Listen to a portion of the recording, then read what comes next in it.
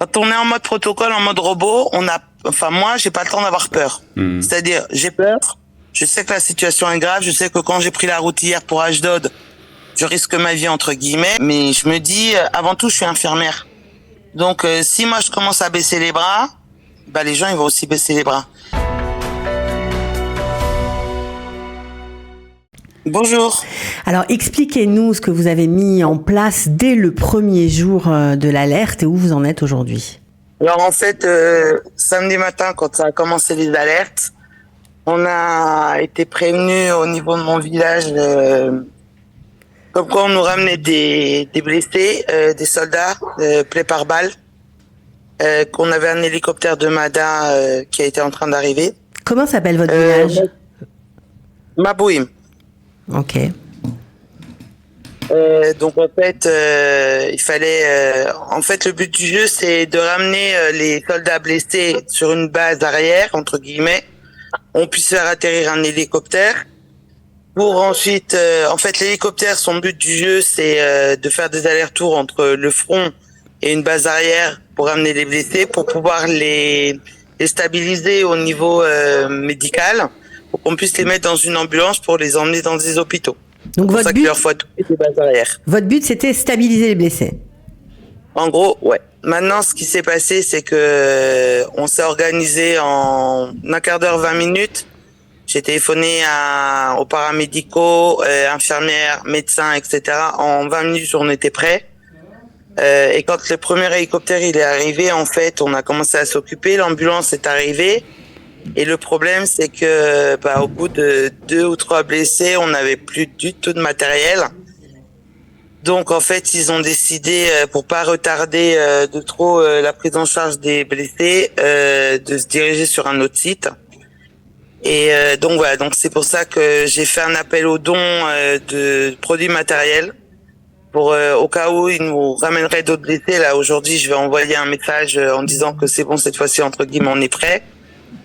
Parce que quand on nous ramène des blessés, on nous les ramène entre guillemets par c'est pas un ou deux, c'est plusieurs blessés. Un blessé qui est pas stable, il lui faut des soins relativement intensifs. Qu'est-ce qu'il faut? Le temps de le mettre dans l'ambulance.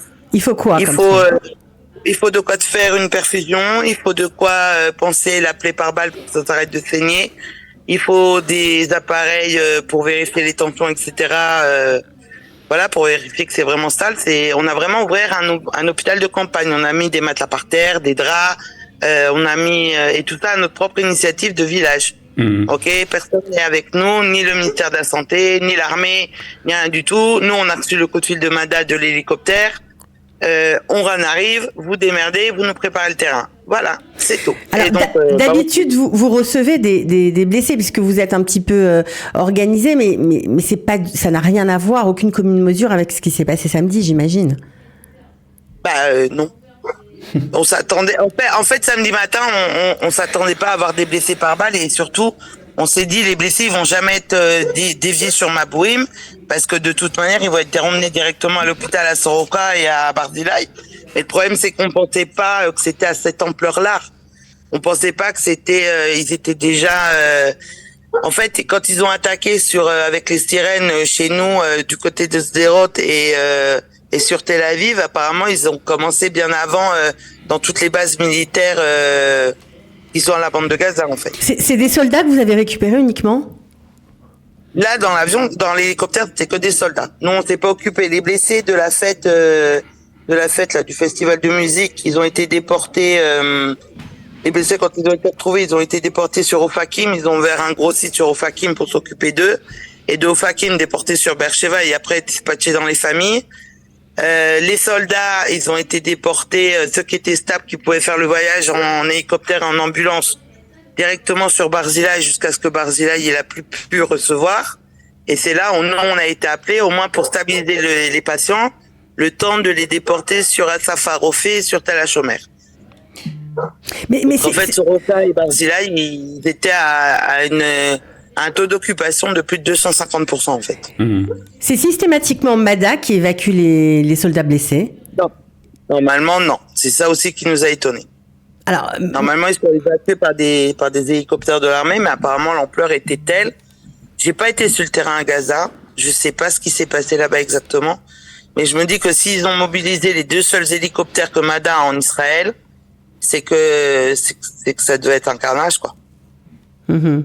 Alors aujourd'hui, vous avez tapé aux portes, vous travaillez à la Coupatrolim Léomit, je crois. Vous avez été voir vos amis médecins. Vous avez vraiment fait beaucoup de choses pour essayer de récolter des. D'accord, officiel de Léomit d'arrêter de taquer aux portes, que Léomit me fournisse intégralement tout le matériel dont j'aurais besoin en Israël, dans le village, parce que maintenant on s'occupe plus seulement, on reçoit plus de blessés. On a dû fermer l'hôpital de campagne vu ils ont décidé par manque de matériel, ils ont été déviés sur des autres sites samedi. Mais en fait, maintenant on doit s'occuper de la population civile. On a énormément de syndrome post-traumatique. Moi, j'appelle ça comme ça, mais c'est pas du syndrome post-traumatique parce qu'on est en traumatique total. Donc le matin, je m'occupe des patients de la Coupatrolim par téléphone. Encore avant-hier, je m'occupe de l'unité des soins à domicile plus de la Coupatrolim de Sderot.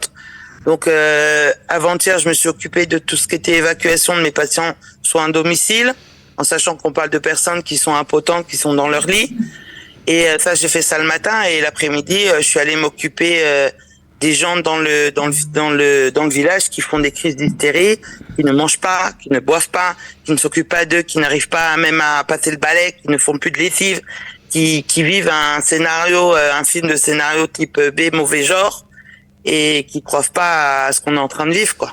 Là encore ce matin, on a eu malheureusement dans l'équipe d'urgence, on a les informations de l'équipe d'urgence avant la population. Et là, ce matin, on s'est réveillé à 6 heures du matin avec, malheureusement, comme quoi on avait retrouvé nos 3 disparus qui répondaient pas au téléphone, et les enterrements ont lieu aujourd'hui. Donc, quand la population générale va savoir ça, et elle va le savoir, là, normalement, ça a dû être diffusé à cette heure-là, ça refait un coup, quoi. Ça refait un coup. Avant, on est dans l'incertitude, et après, quand il faut aller à l'enterrement. Alors, c'est vrai que c'est terrible ce qu'on vit. Franchement, les chiffres sont, on n'a même plus de mots pour les commenter. Mais quand même, quand on vous voit, vous notamment, d'autres, vous n'avez pas baissé les bras. Vous avez essayé d'être opérationnel, d'avoir du matériel. Vous avez fait des appels aux dons pour qu'on vous aide. Vous êtes sur tous les fronts. Qu'est-ce qui vous donne cette énergie ? Qu'est-ce qui fait la particularité de ce peuple incroyable ? En fait, dans notre peuple, il y a un peu de tout. Votre question, elle est compliquée, là. Il y a un peu de tout. C'est-à-dire que moi, à la base, je suis infirmière urgentiste. En France, j'ai été fermée, j'ai travaillé aux urgences et aux soins intensifs. Donc, en fait, moi, quand il y a une situation de stress comme ça, en fait, je me mets en mode robot. Je ne réfléchis pas et je connais les protocoles et j'agis. Maintenant, ça c'est moi. Après, vous avez des réactions un peu plus comme mon mari qui sont prêts. Il est prêt à aider. Il fait ses tours de garde. Il prend ses gardes tous les matins à 4 heures jusqu'à 6 heures. La journée, il travaille de la maison par l'ordinateur, etc. Et comme il me dit, mais tu sais, Julie, j'ai peur. J'ai peur. Donc voilà. Donc ça, c'est encore un autre. C'est encore un autre problème. Vous n'avez pas peur ? Vous n'avez pas peur, Julie ? Moi, j'ai pas le temps d'avoir peur. J'ai pas le temps d'avoir peur parce qu'en fait, je suis toujours dans l'action. Quand on est en mode protocole, en mode robot, moi, j'ai pas le temps d'avoir peur. C'est-à-dire, j'ai peur. Je sais que la situation est grave. Je sais que quand j'ai pris la route hier pour Ashdod, je risque ma vie entre guillemets. Je vérifie bien quand est-ce qu'ils tirent parce que mine de rien, ils peuvent pas tirer en même temps sur Tel Aviv et Jérusalem en même temps. Ils leur font un certain temps pour déplacer leurs armes. Ça, j'ai déjà fait attention. C'est peut-être des conneries ce que je raconte, mais en attendant, ça marche. Je risque ma vie pour acheter des fruits et des légumes dans les villages aux alentours pour nourrir mes enfants. Mais je me dis, avant tout, je suis infirmière. Donc, si moi je commence à baisser les bras, bah les gens ils vont aussi baisser les bras. Et quand vous avez quelqu'un encore hier qui m'appelle après une Seva Adom à un autre village à côté de chez moi qui s'appelle Zdedvi et qui me dit Ouah, kol hakavod Julie, franchement ce que tu fais trop bien, tu es une héroïne, des tati et tata.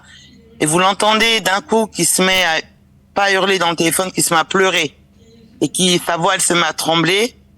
Franchement là je réfléchis pas quoi. Ouais. Je vais chercher ma copine psychologue et on prend la voiture, on y va. Alors justement, concernant ces traumatismes dont vous nous avez parlé et que vous ressentez déjà, que vous voyez au jour le jour, est-ce que vous arrivez à évaluer la grandeur de ces traumatismes ou c'est encore trop tôt? Là, les gens, ils vont être traumatisés à vie, je pense. Déjà là, nous, on a, à cause de la peur du terrorisme, parce qu'on a encore des terroristes qui tournent dans notre région, on sait pas où est-ce qu'ils sont. Tout le monde veut passer le permis port d'armes. Moi, la première, alors que je viens d'un monde pacifiste, je suis infirmière, je sauve des vies, je tue pas des gens. Et je vous garantis que là, on termine la guerre. Je sais pas comment je vais faire pour avoir un permis de port d'armes, mais il me faut un permis de port d'armes. Parce que si ça se reproduit, malheureusement, il faut qu'on puisse se protéger. Nous, on est un village de gens qui travaillent dans le monde professionnel tertiaire, c'est-à-dire médecins, avocats, infirmiers et profs, policiers. On n'est pas du tout dans la culture. Les agriculteurs, c'est les gens qui sont dans les villages autour de nous. Et honnêtement, personne n'est armé. Personne n'est armé. Personne n'était prêt à cette attaque, cette invasion. Donc, de toute manière, il y a déjà un premier traumatisme où les gens ils rêvent qu'on leur fracture leur maison. Encore cette nuit, il y a quelqu'un qui a téléphoné au service d'urgence du Vichou en disant il y a un terroriste chez moi. Tout ça parce que les booms sont tellement importants sur Gaza qui nous font vibrer les maisons. Donc en fait, avec les souffles d'explosion, etc., on a l'impression que les portes elles s'ouvrent, on a l'impression que les fenêtres elles s'ouvrent. De toute manière, comme on dit ici, par exemple pour moi, il y a la Julie du jour et il y a la Julie de la nuit. La Julie du jour, elle va faire des choses, elle va pas réfléchir, elle va se mettre en mode robot. Et la Julie de la nuit, comme ici les 3/4 du patelin, malheureusement, on ne dort pas. Je sais pas si vous voyez ma tête, n'est-ce pas, les cernes et tout.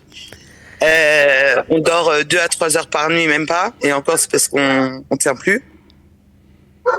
Et en fait, on imagine. C'est ça qui est impressionnant, le cerveau humain.